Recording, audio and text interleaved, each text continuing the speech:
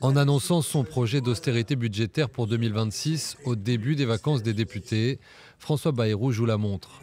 Un répit estival avant une rentrée parlementaire qui s'annonce agitée. Le gouvernement le sait bien. Il sait parfaitement qu'il est à la merci des oppositions, autant que, ici ou là, des doutes de ses soutiens.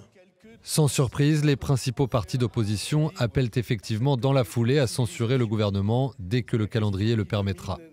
Casse sociale dénoncée par les insoumis, les écologistes et les communistes, traditions insultées en voulant supprimer des jours fériés selon le Rassemblement national. Les uns et les autres se préparent à de possibles nouvelles échéances électorales.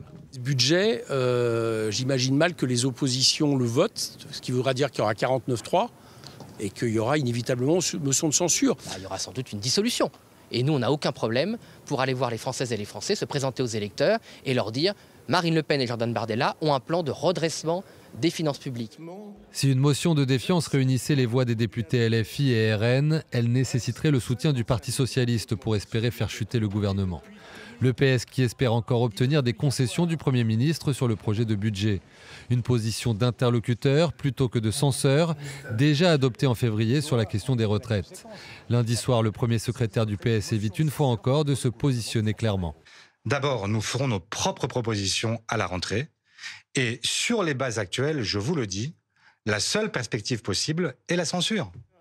7 mois après sa formation, le gouvernement Bayrou a déjà échappé à 8 motions de censure, dont la dernière le 1er juillet dernier grâce aux voix du Rassemblement national. La configuration actuelle lui laisse désormais peu de marge pour éviter de subir le même sort que son prédécesseur Michel Barnier.